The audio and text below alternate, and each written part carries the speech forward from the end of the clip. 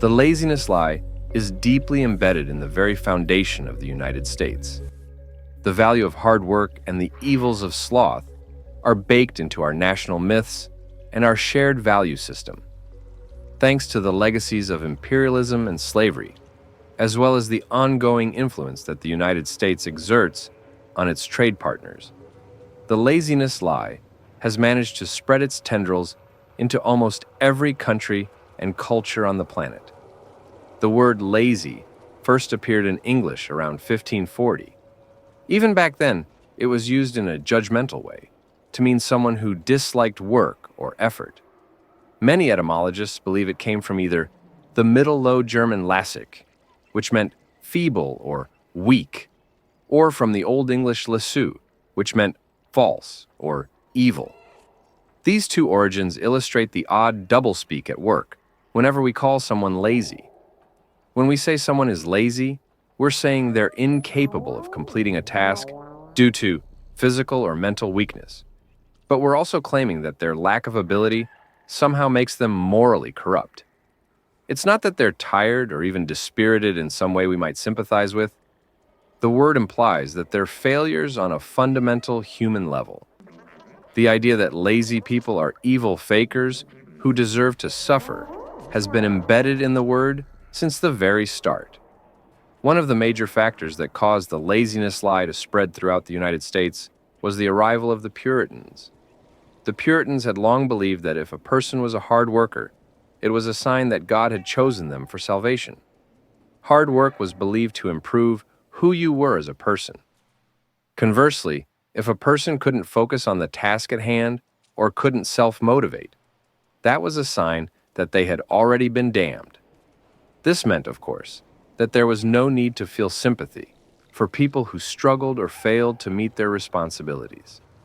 By lacking the drive to succeed, they were displaying to the world that God hadn't chosen them for heaven. When the Puritans came to colonial America, their ideas caught on and spread to other, less pious colonists. For many reasons, a belief system that judged and punished the lazy was about to become very popular and politically useful. Colonial America relied on the labor of enslaved people and indentured servants. It was very important to the colony's wealthy and enslaving class that they find a way to motivate enslaved people to work hard, despite the fact that enslaved people had nothing to gain from it. One powerful way to do so was through religious teachings and indoctrination. A productivity-obsessed form of Christianity evolved from the older, more puritanical idea that work improved moral character, and it was pushed on enslaved people. This form of Christianity taught that suffering was morally righteous, and that slaves would be rewarded in heaven for being docile, agreeable, and, most important, diligent. On the flip side, if an enslaved person was slothful or lazy, there was something fundamentally corrupt and wrong with them. Enslavers made it a point to keep enslaved people as busy and exhausted as possible out of fear that idle time would give them the means to revolt or riot.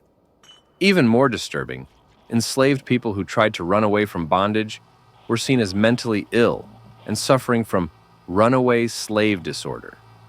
By not accepting their proper role in society, they were demonstrating that they were broken and disturbed.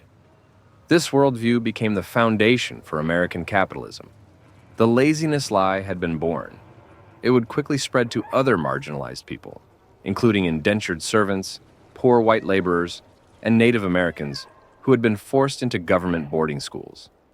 These exploited groups were also taught that working hard without complaint was virtuous, and that desiring free time was morally suspect.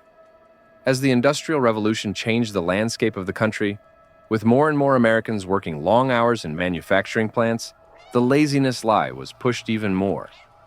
The wealthy and highly educated began to claim that poor whites also couldn't be trusted with idle time. In fact, too many breaks could make a person antisocial. Propaganda from that time often claimed that if the working poor weren't kept busy, they would resort to crime and drug use, and society would run amok.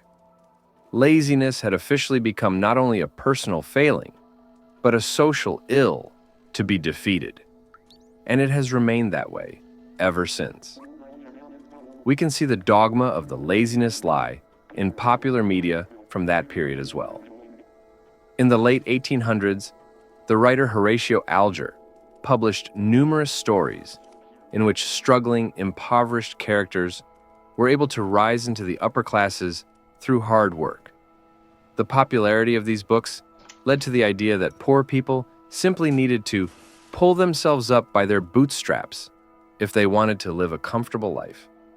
In the 1950s and beyond, evangelical preachers promoted a similar idea with the prosperity doctrine, which claimed that if a person devoted their life to serving Jesus, they would be rewarded with bountiful job opportunities, wealth, and success. In the decades that followed, the laziness lie found its way into countless films, plays, and TV shows. From the national myths of Paul Bunyan and Johnny Appleseed, to the strong, independent cowboys on the silver screen, to the memoirs of entrepreneurs like Conrad Hilton, one of the most prevalent legends in American culture became the tale of the single-minded, hard-working man who had created his own success and changed society through sheer force of will. In these stories, the hero is always a strong white man who doesn't need the support of anyone else. He's usually a bit of a social island, with no close connections to other people and a disregard for society's rules in general. In every way, he's the picture of independence, and it's through his strong personality and doggedness that he succeeds.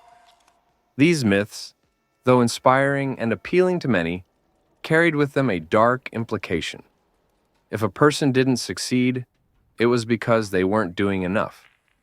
For people who believe in the laziness lie, things like economic reform, legal protections for workers, and welfare programs seem unnecessary.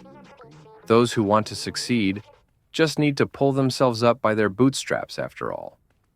Research from the past 3 decades consistently shows that a majority of Americans do, in fact, think this way. For many of us, our first instinct is generally to blame a person for their own misfortune, especially if we can pin that misfortune on laziness. Research also shows that when we believe the world is fair and people get what they deserve, we're less likely to support social welfare programs and have less sympathy for poor people and their needs.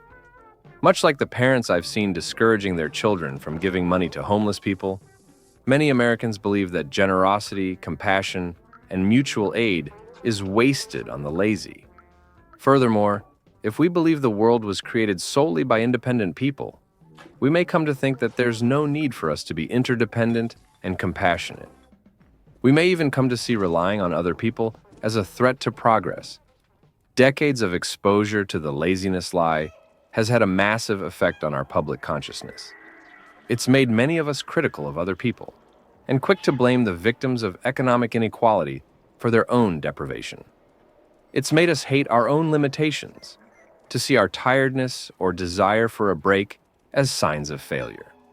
And it has created an intense internal pressure to keep working harder and harder with no limits and no boundaries. The rise of social media and digital work tools has only made these pressures harder to escape. The laziness myth is one of many lies used by corporate shills to manipulate you into accepting slavery wages and conditions. The other big lie they like to tell is that you have it better than anyone in human history.